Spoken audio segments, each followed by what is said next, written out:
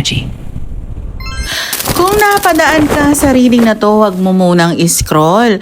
Hindi ko alam kung sino ang dapat makarinig na to, pero habang hinihimas ko ang energy ng reading na to, parang may isang Sagittarius na matagal nang may gustong bitawan. Pero may isang bagay na paulit-ulit siyang pinapabalik.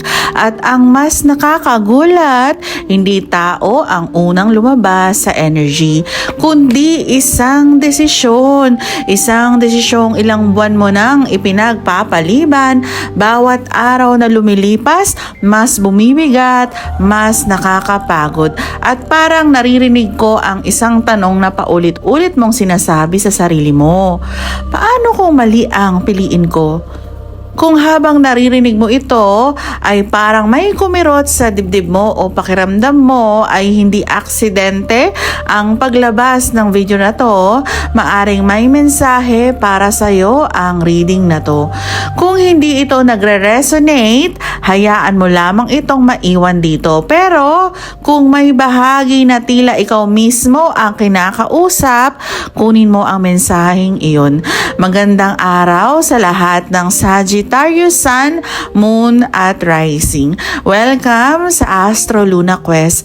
Bago tayo magsimula, inaanyayahan natin ang ating guardian angels, spirit guides at ang pinakamataas na liwanag. Naway ang bawat mensaheng lalabas sa reading na to ay magsilbing gabay, paalala at inspirasyon para sa pinakamataas na kabutihan ng bawat makakarinig. At bago tayo magpatuloy, isang mahalagang paalala, hindi ako kailanman ang unang nagme-message sa inyo. Kung may account na gumagamit ng pangalan o larawan ko at sila ang unang lumalapit sa inyo para mag-alok ng reading, humingi ng bayad, maging mapanuri dahil poser yon. Kayo lamang ang unang magme-message sa akin sa official account ko kung nais ninyo ng personal reading. General reading lamang ito para sa July 2026. Hindi lahat ng magre-resonate dahil iba-iba ang sitwasyon ng bawat Sagittarius. Ngayon, simulan na natin. Ang sentro ng energy ninyo ngayong July ay 9 of Wands. Ito ang energy ng isang taong pagod na pero hindi sumusuko. Habang nakatingin ako sa energy, hindi ko nararamdaman ang kahinaan. Ang nararamdaman ko, pagkapagod. May malaking pagkakaiba ang dalawa. Ang mahina, ayaw nang lumaban. Pero ang pagod, gusto pang lumaban. Kailangan lang niyang huminga at parang ito ang gustong sabihin ng guardian angels ngayong July. Sagittarius, hindi mo kailangang patunayan sa lahat na kaya mo ang lahat. Matagal mo nang ginagawa yan. At alam mo ba, ang napansin ko, marami sa inyo ang kilala bilang malakas, masayahin, palangiti, palaging nagbibigay ng lakas ng loob sa ibang tao. Pero kakaunti lang ang nakakaalam kung gaano ka rin kapagod. May mga gabi na tahimik kang umiiyak. May mga umagang bumabangon kang parang wala ka ng gana. Pero kapag may kaharap ka na, ngumingiti ka ulit at parang walang nangyari. Habang mas tinitingnan ko ang energy, parang may isang Sagittarius na matagal nang hindi nagsasalita tungkol sa totoong nararamdaman niya. Hindi dahil wala siyang mapagsabihan, kundi dahil ayaw niyang maging pabigat. Kung ikaw yan, ito ang mensahe ng reading. Hindi ka pabigat, tao ka lang. May isa pang napakalakas na energy, parang may bagay kang pilit na kinokontrol, pinipilit mong ayusin, pinipilit mong iligtas, ipinipilit mong buhayin. Pero habang mas sinihigpitan mo ang hawak, mas mabilis itong nawawala. Minsan, ang pinakamahirap gawin ay ang bumitaw. Hindi dahil gusto mong mawala, kundi dahil alam mong hindi na to lumalago. May Sagittarius na matagal nang kumakapit sa isang sitwasyon dahil sa alaala. Hindi dahil masaya pa siya noon, kundi dahil umaasa siyang babalik ang dating siya. Pero ang ipinapakita pamamagitan ng energy, hindi ka na bumabalik sa nakaraan dahil hindi na rin ikaw ang taong dating naroon. Lumaki ka na, nagbago ka na, mas marami ka nang natutunan at may mga bagay na hindi nakasya sa bagong bersyon ng sarili mo. Habang lumalalim ang reading, may isang salitang paulit-ulit na lumalabas: pagpapalaya, hindi pagkawala, hindi pagtatapos, kundi pagpapalaya. May mga Sagittarius na matagal nang nakakulong sa guilt. Iniisip mo, kasalanan ko kaya nangyari yun? Kung ginawa ko lang sana to, kung hindi ako umalis, kung hindi ako nagsalita. Pero gusto kong sabihin sa'yo, hindi lahat ng nangyari ay kontrolado mo. May mga tao talagang dumadaan sa buhay natin para turuan tayo, hindi para manatili. At kung hanggang ngayon ay dala mo pa rin ang bigat ng nakaraan, maaring panahon na para patawarin mo ang sarili mo. Dahil habang hindi mo pinapatawad ang sarili mo, parang hindi ka rin makausad. May isa pa akong napansin. May Sagittarius na pakiramdam niya ay siya lang ang laging nagbibigay. Ikaw ang unang tumutulong, ikaw ang unang umiintindi, ikaw ang unang nagpapatawad. Pero kapag ikaw na ang nangangailangan, tahimik ang paligid at doon ka napapaisip, sino ba talaga ang tunay na nandyan para sa akin? Masakit ang realization, pero minsan kailangan natin itong makita. Hindi para maging mapait, kundi para malaman natin kung sino ang dapat nating ingatan. Hindi lahat ng taong matagal mo nang kasama mo rin sa susunod na kabanata ng buhay mo. At hindi lahat ng bagong taong darating pansamantala lang. May mga bagong koneksyon na mas magiging totoo kaysa sa matagal mo nang kilala. Habang papalapit ang kalagitnaan ng July, parang may malaking pagbabago sa direksyon ng buhay ng ilang Sagittarius. Hindi ko to nakikita bilang biglaang himala. Mas nakikita ko itong parang may isang pinto na matagal nang nakasara. Unti-unti na itong bumubukas, hindi pa todo pero sapat na para makita mong may liwanag sa kabilang panig. At ang tanong ng guardian angels, kapag bumukas na ang pagkakataon, handa ka na ba talagang iwan ang dati? O gusto mo pa ring dalhin ang mga bagay na matagal nang nagpapabigat sa'yo? Dahil hindi lahat ng dala mo ay kailangan mong isama sa susunod mong paglalakbay. May mga sugat na dapat nang gumaling, may mga alaala na dapat nang ilagay sa tamang lugar, at may mga pangarap na oras nang buhayin muli. Bago tayo dumako sa susunod na bahagi ng reading, may huli akong mensahe para sa unang bahagi na to. Sagittarius, minsan iniisip mo na tahimik ang langit, na parang hindi naririnig ang mga dasal mo. Pero ang ipinapakita ng energy ay iba. Hindi tahimik ang langit, tahimik lang itong naghahanda. May mga bagay na hindi pa ibinibigay dahil hindi pa yon ang tamang oras. At kapag dumating ang tamang panahon, maiintindihan mo kung bakit may mga pintuang hindi agad bumukas. Dahil may mas malaking plano na unti-unti nang binubuo para sa'yo. Ngayon naman, pag-usapan natin ang bahagi ng reading na madalas hinihintay ng marami, ang kalusugan. Paalala lamang, general energy reading ito at hindi kapalit ng payo o pagsusuri ng doktor. Kung may nararamdaman kang sintomas, mas mabuti pa rin magpakonsulta sa tamang medical professional. Pero habang nakatutok ako sa energy, may ilang bahagi ng katawan ang paulit-ulit na lumabas. Ang unang lumalabas ay ang likod, balikat at batok. Parang may Sagittarius na matagal nang pasan ang problemas ng pamilya. Ikaw ang laging nilalapitan. Ikaw ang inaasahang matatag. Ikaw ang inaasahang may solusyon, at kahit hindi mo sabihin, nararamdaman ito ng katawan mo. Kung madalas kang nagigising na masakit ang balikat o naninigas ang leeg, hindi lang ito physical na pagod. May emotional burden kang matagal nang hindi na ilalabas. Minsan ang katawan ang unang sumisigaw kapag ang puso ay matagal nang nananahimik. Ang pangalawang lumalabas ay ang ng tiyan at digestive system. May Sagittarius na kapag maraming iniisip, hindi nakakaramdam ng gutom. May iba naman, kapag stress, nako, mas napapakain. Parehong paraan iyon ng katawan para sabihin, kailangan ko rin ng pahinga. Subukan mong maging mas maingat sa pagkain ngayong July. Huwag puro kape, huwag puro fast food habang nagmamadali. Kahit isang tahimik na pagkain sa isang araw, malaking regalo na yon sa sarili mo. Ang pangatlong lumalabas ay ang mga kasukasuan, tuhod at binti. Parang may energy ng sobrang pagod sa pagtatrabaho. May ilan sa inyo na halos wala ng pahinga, diretso trabaho, diretso responsibility, diretso problema. Ang paalala ng guardian angels, hindi ka makina. Naku naman. Kapag hindi ka nagpahinga, ang katawan mo ang pipilit sa'yo. At mas mahirap kapag ang katawan na mismo ang huminto, ha?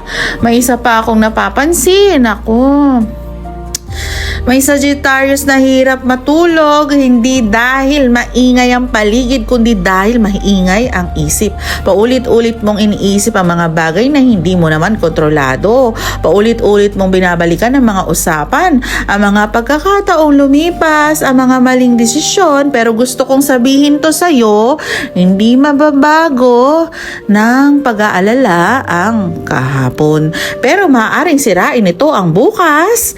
Ngayong July, subukan mong bigyan ng pahinga ang isip mo. Hindi mo kailangan dali ng lahat bago ka matulog. Habang tinitignan ko ang energy, may isang bagay na paulit-ulit na lumilitaw. Pagod na hindi nakikita ng ibang tao. Kapag nakikita kanila, mukha kang okay. Nakangiti, nakikipagbiroan, normal. Pero sa loob, parang gusto mo nang sumigaw. May Sagittarius na pakiramdam niya, lahat ay umaasa sa kanya. Pero siya, wala siyang maasahan at yon ang dahilan kung bakit nitong mga nakaraang linggo mas gusto mong mapag-isa. Hindi dahil ayaw mo sa tao, kundi gusto mong marinig ulit ang sarili mong boses. May isa pang struggle. Pakiramdam ko may isang tao na nagbibigay sa'yo ng mixed signals. Isang araw, napakabait, kinabukasan, parang wala kang halaga. Kapag lumalayo ka, siya ang lulapit. Kapag lumapit ka naman, ay nako, siya naman ang nawawala. Ganun. Ang tanong ng guardian angels, hanggang kailan mo hahayaang kontrolin ng kalituhan ng emotion mo? Hindi mo kailangang habulin ng taong hindi alam ang halaga ng presensya mo. Ang taong para sa iyo, hindi ka pahuhulaan araw-araw kung mahalaga ka ba o hindi. Ay, may lumalabas ding energy ng pagkadismaya. May isang plano na hindi nangyari ayon sa gusto mo. May inaasahan kang tao, may hinihintay kang tawag. May balitang matagal mong gustong marinig pero parang natigil at habang naghihintay ka, nawawala ang gana mo. Pero gusto kong sabihin ito, hindi lahat ng delay ay rejection. Pero may mga pagkakataon na inilalayo ka muna sa isang sitwasyon at dahil may mas magandang timing na naghihintay. Para naman sa mga may asawa, Sagittarius, napansin ko hindi problema ang pagmamahal. Ang problema ay komunikasyon. Pareho kayong maraming iniisip, pareho kayong pagod, kaya minsan simpleng tanong nagiging argumento. Simpleng biro nagiging tampuhan. Kung may gusto kang sabihin, sabihin mo habang kalmado ka. Huwag hintaying mapuno bago magsalita dahil kapag galit na ang nagsasalita, hindi na puso ang naririnig kundi sugat. At tandaan, hindi kailangang manalo sa bawat argumento. Mas mahalagang mapanatili ang respeto. At may ilan ding may asawa na matagal nang hindi nagkakaroon ng quality time. Hindi dahil ayaw ninyo, kundi dahil inuuna ninyo ang trabaho, ang pamilya, ang bills, ang responsibility. Pero paalala ng mga angels, huwag ninyong hayaang mabuhay na lang kayo bilang magkasama sa bahay. Alalahanin ninyo ang kung bakit kayo unang nagmahalan. Minsan, isang simpleng pag-uusap lang habang nagkakape. Mas nakakapagpagaling kaysa mamahaling regalo. Para naman sa mga may karelasyon, may energy ng pagsubok, hindi ito para paghiwalayin kayo, kundi para makita kung paano kayo humahawak ng problema. Ang tanong ng reading, kapag dumating ang mahirap na sitwasyon, magkakampi ba kayo o magiging magkalaban? Ang tunay na relasyon, hindi nasusukat kapag masaya ang lahat. Nasusukat ito kapag may problema. Kapag pareho kayong marunong makinig, mas titibay ang pundasyon. Pero kung puro pride, unti-unting lalayo ang puso ninyo sa isa't isa. Para naman sa mga single, kung ikaw, single na Sagittarius, napakalakas ng energy ng healing at gusto kong linawin to ha. Hindi lahat ng pagiging single ay kalungkutan.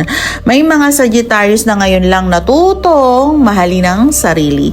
Ngayon lang natututong magsabi ng hindi ko natatanggapin ang pagmamahal na kulang. At habang ginagawa mo yan, nagbabago rin ang klase ng taong maakit sa energy mo. Hindi na puro lesson. Mas papunta na sa taong may emotional maturity. May respeto, may consistency, at marunong tumapad sa salita. May ilan sa inyong matagal ng single. Minsan naisip mo baka hindi na para sa akin ang pag-ibig. Pero habang nakatingin ako sa energy, hindi yun ang nakikita ko. Mas nakikita ko na pinapahaba lamang ang paghihintay dahil may mga bagay ka pang kailangang matutunan tungkol sa sarili mo. Kapag dumating ang tamang tao, hindi mo na kailangang pilitin ang lahat. Magiging magaan ang usapan, may kapayapaan, hindi puro pagdududa. Para naman sa mga senior Sagittarius, hello po. Kung ikaw naman ay isang senior na nanonood, maraming salamat sa patuloy mong pagsama sa Astro Luna Quest. May special na message ng Guardian Angels para sa'yo. Huwag ninyong isipin na natapos na ang layunin ninyo. May mga taong nangangailangan pa rin ng inyong karanasan. May mga batang matututo sa inyong mga kwento. May mga anak na balang araw ay ma-appreciate ang mga sakripisyo na ginawa nyo. Ngayong July, mas piliin ninyo ang kapayapaan kaysa argumento. Mas piliin ang pagpapatawad kaysa pagdadala ng sama ng loob.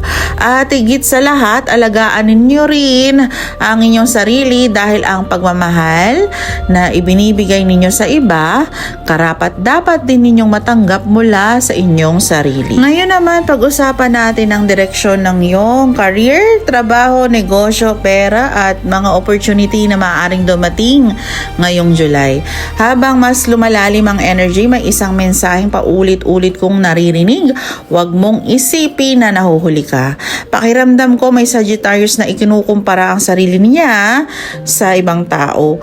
May kaibigan kang nakapagpatayo ng bahay, no? May kakakilala ka na nasa ibang bansa na. May dating kaklase kang mabilis ang pag-asenso at minsan hindi mo maiwasang itanong, Lord, kailan naman kaya ako? Kung ikaw yan, pakinggan mong mabuti ang bahaging ito. Hindi pareho ang timeline ng bawat tao. May mga taong maagang umaangat ngunit maaga ring bumabagsak. May mga taong mabagal ang simula pero sila ang pinakamatagal ang tagumpay. Hindi ka nahuhuli, hinahanda ka. At kung ikaw ay kasalukuyang may trabaho, napakalakas ng energy ng pagbabago. Hindi ko agad ito nakikita bilang pag-alis sa trabaho. Mas nakikita ko tong pagbabago ng responsibility, pagbabago ng department, bagong supervisor, bagong project o bagong taong papasok sa or na nakakaapekto sa araw-araw mong trabaho. Sa umpisa, hindi ka magiging komportable. May Sagittarius na magsasabing, bakit parang ang dami namang binibigay sa akin? Pero habang tumatagal, maintindihan mong hindi ito dagdag na pasanin. Ito ang paghahanda sa mas malaking posisyon. Gayon pa man, may babalari ng reading, huwag kang pumayag na ikaw na lang palagi ang inaasahan habang iba ang nakakakuha ng credits. Tahimik lang ang sipag or tahimik kang magsipag. Pero wag mong hayaang maging dahilan yon para maabuso ang kabutihan mo. Kapag kailangan mo magsalita, magsalita ka ng may respeto. Hindi mo kailangang sumigaw para marinig. May ilan din na iniisip ng mag-resign. Hindi dahil galit kayo ha, kundi dahil pakiramdam nyo, hindi na kayo lumalago. Kung ito ang sitwasyon mo, huwag kang magdesisyon habang emotional. Magplano muna, mag-ipon, maghanap ng susunod na opportunity bago tuluyang bumitaw. Ang guardian angels ay mas pabor sa mahinahong paglipat kaysa padalos-dalos na pag-alis. Kung ikaw ay may negosyo, may napapansin akong energy na kailangan mong baguhin ang paraan ng pagpapatakbo. Hindi ibig sabihin na mali ang negosyo mo, pero maaring luma na ang sistema. Habang nagbabago ang panahon, nagbabago rin ang mga customer. May Sagittarius na matagal nang ginagawa ang parehong strategy pero hindi na ganon kalakas ang resulta. Baka panahon na para matuto ng bagong marketing, bagong platform, bagong paraan ng pakikipag-usap sa customer. Huwag matakot sumabay sa pagbabago. May isa pa akong nakikitang energy. May isang taong gusto makipag-partner sa'yo pero huwag kang agad pumayag. Hindi lahat ng magandang magsalita ay maganda rin ang intensyon. Kilalanin muna, magtanong, basahin ang kasunduan. Mas mabuting mabagal ang simula kaysa magsisi sa huli. Para naman sa mga walang trabaho, kung ikaw naman ay naghahanap pa lang ng trabaho, pakiramdam ko ito ang bahaging kailangan mong marinig. Alam kong hindi madaling gumising araw-araw habang naghihintay ng tawag. Hindi madaling paulit-ulit na magpadala ng application, hindi madaling makatanggap ng will call you, pero gusto kong sabihin to, huwag mong hayaang mawalan ka ng tiwala sa sarili dahil lamang sa ilang pagtanggi. Ang pagtanggi ay hindi nagsasabing wala kang kakayahan. Maaring hindi lang yon ang lugar na nakalaan para sa'yo.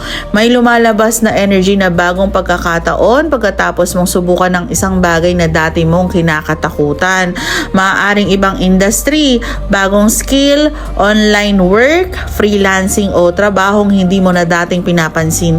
Minsan ang pintong magdadala sa iyo ng tagumpay ay wala sa direksyon lagi mong tinitingnan. Napakalakas ng energy ng paglalakbay pero gusto kong linawin. General reading lang po ito sa mga nagbabalak mag-abroad at hindi to guarantee na mangyayari sa lahat. Kung ikaw ay nag-aayos ng documents, visa or interview, may energy ng delay pero hindi pagkakansela. Parang may hinihintay pang pirma, may hinihintay pang approval, may hinihintay pang tamang schedule. Kaya huwag mawala ng pag-asa kung tila mabagal ang proseso. Habang nakatingin ako sa energy, may ilang Sagittarius na maaaring makakita ng opportunity na may kaugnayan sa Canada, Australia, Singapore, Japan, New Zealand o ilang bansa sa gitnang silangan. Hindi ko tiyak yung destination kundi mga bansang maaaring tumugma sa opportunities ng ilang nanonood. Kung may pipirmahan kang kontrata, basahin itong mabuti. Huwag mahiyang magtanong. Ang tamang employer ay hindi matatakot sa malinaw na usapan. Tandaan mo yan. Kung ikaw naman ay kasalukuyang nasa ibang bansa, may mensahe ang guardian angels. Napapansin kong marami sa inyo ang tahimik na lumalaban. Nakangiti sa video call pero pagkatapos ibaba ang telephone, biglang tatahimik, mamimiss ang pamilya, mamimiss ang simpleng pagkain, mamimiss ang sariling kama, at minsan mapapatanong ka, hanggang kailan pa? Kung ikaw yan, gusto kong ipaalala sa'yo. Hindi nasasayang ang bawat sakripisyo na ginagawa mo. May mga taong tahimik na ipinagmamalaki ka. Kahit hindi nila ito laging nasasabi, pero wag mo rin kalimutang alagaan ang sarili mo. Hindi sapat na nagpapadala ka ng pera. Kailangan mo ring alagaan ang kalusugan at kapayapaan ng isip mo. Ito ang isa sa pinakamabigat na energy ng reading. Hindi dahil puro problema problema ang nakikita ko, kundi dahil maraming Sagittarius ang pagod na sa usaping pinansyal. May mga bills, may obligasyon, may taong umaasa sa iyo at minsan pakiramdam mo kapag may dumating na pera, may nakaabang na agad na gastos. Pero habang nakatingin ako sa energy, hindi ko nakikitang permanent to. May pagbabago pero may kailangan kang baguhin. Una, iwasan ang pagbili dahil lamang sa emosyon. Pangalawa, mag-ingat sa mga taong biglang lalapit para mangutang o manghikayat ng madaling kita. Pangatlo, kung may pagkakataon kang mag-ipon kahit maliit na halaga, simulan mo na. Hindi mahalaga kung gaano kaliit, ang mahalaga, nagsisimula kang magtayo ng security para sa sarili mo. May isa pa akong napansin. May Sagittarius na matagal nang naghihintay ng perang dapat ay matagal nang dumating. Maaaring bayad, komisyon, refund o perang ipinangako sa iyo. Hindi ko to nakikitang tuluyang mawawala pero maaaring kailangan mo pang mag-follow up o maging mas assertive. Minsan, hindi sapat ang tahimik na paghihintay. May mga pagkakataong kailangan mo ring ipaalala ang nararapat para sa iyo. Kung pagbubuuin ko ang buong energy ng July, hindi ito buwan ng malaking himala sa isang iglap. Ito ang buwan ng paglilinis ng landas. May mga taong kusang lalayo, may mga plano na magbabago, may mga pintuang tuluyang magsasara at sa umpisa, maaring isipin mong malas to. Pero habang papalapit ang katapusan ng buwan, maiintindihan mo kung bakit kailangan mangyari ang lahat dahil hindi ka inilalayo ng biyaya or sa biyaya, inilalayo ka sa mga bagay na humaharang sa biyaya. May isang bagong direksyon na naghihintay, mas tahimik, mas malinaw, mas matatag at kapag dumating ka ron, mapapangiti ka na lang at sasabihin, buti na lang, hindi nangyari ang gusto ko noon dahil mas maganda pala ang inilaan para sa akin. At may huling mensahe ang iyong guardian angels. Hindi ito tungkol sa problema, hindi tungkol sa takot, ito ay mensahe para sa iyong kaluluwa. Huminga ka muna ng malalim at buksan mo ang puso mo. At ang unang wisdom card ay to the sea. Napakaganda ng lumabas na mensaheng ito, Sagittarius. May mga panahon sa buhay na akala natin kailangan natin kontrolin ng lahat. Lahat ng plano, lahat ng tao, lahat ng resulta. Pero habang tumatagal, mas lalo lang tayong napapagod at parang ito ang gustong ipaalala ng card na to. Hindi lahat ng laban ay kailangang ipanalo. May mga bagay na mas gumagaan kapag hinayaan mong dumadaloy ang tamang panahon. Habang tinitingnan ko ang energy, parang may Sagittarius na ilang buwan ng pilit na pinipigilan ang isang pagbabago. Hindi dahil gusto mo pa, kundi dahil natatakot kang magsimula ulit. At gusto kong itanong to sa'yo, ilang beses mo nang ipinagdarasal ang kapayapaan pero ikaw rin ang patuloy na kumakapit sa dahilan ng iyong pagod. Hindi ito tanong para husgahan ka. Tanong ito para mapaisip ka. May mga tao na matagal nang umalis sa puso mo pero sa isip mo, nandyan pa rin sila.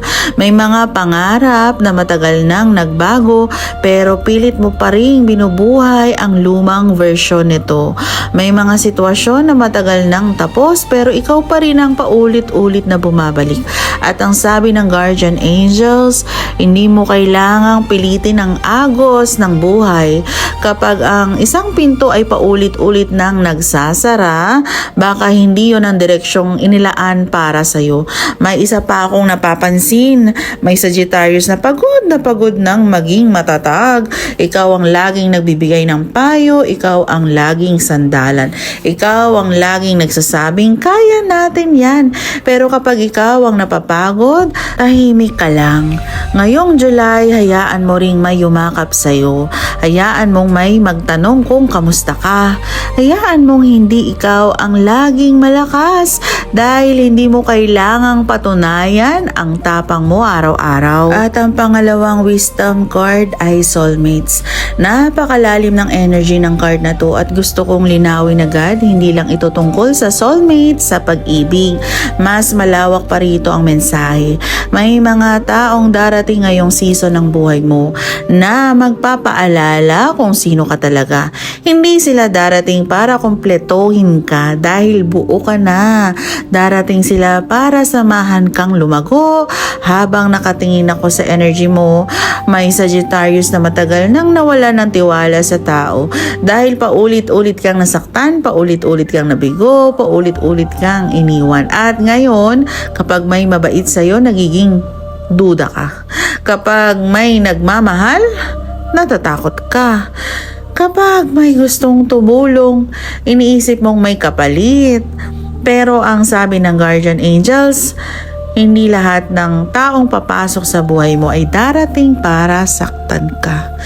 May mga taong darating para iparamdam sa iyo ang pagmamahal na hindi mo kailangang paghirapan. May mga kaibigan na magiging parang pamilya, may mentor na magbubukas ng bagong opportunity. May katrabaho na magiging dahilan ng pag-unlad mo. May taong makikinig sa iyo nang hindi ka hinuhusgahan. At kung ikaw ay nasa isang relasyon, ang card na to ay nagpapaalala, piliin ninyo ang isa't isa araw-araw. Hindi sapat ang pagmamahal lamang, kailangan din ng respeto, pag-unawa, pakikinig at pagpapatawad. Kung ikaw naman ay single, huwag mong habulin ng pagmamahal. Unahin mong buuin ang relasyon mo sa sarili mo. Dahil kapag payapa na ang puso mo, hindi ka na maakit sa pagmamahal na puro sakit lang at duda. Habang pinagsasama-sama ko ang buong reading, ito ang pinakamalinaw na mensahe. July ay hindi buwan ng pagkawala. Ito ang buwan ng paglaya sa mga maling paniniwala, paglaya sa sobrang pag-aalala, paglaya sa guilt, paglaya sa mga taong matagal nang umihila pababa sa energy mo. At kapag nagawa mo yun, mas magkakaroon ka ng espasyo ang mga bagong biyayang nakalaan para sa'yo. Hindi mo kailangang malaman ang bawat hakbang ng hinaharap. Minsan, sapat nang malaman mong hindi ka naglalakad ng mag-isa. Panguling mensahe ng guardian angel Sagittarius, kung may isang bagay lang akong gusto mong dalhin pagkatapos ng reading na to, ito yon. Huwag mong maliitin ang layo ng narating mo. Madalas mong tinitingnan ang mga bagay na wala ka pa, pero bihira mong balikan ang mga panahong akala mo hindi mo malalampasan. At nalampasan mo. Hindi dahil madali, kundi dahil hindi ka sumuko. May mga sugat ka pa ring dala, oo. May mga tanong ka pa ring walang sagot, oo. Pero tingnan mo ang sarili mo, narito ka pa rin. Patuloy kang bumabangon, patuloy kang lumalaban, at yun pa lang isa ng malaking tagumpay.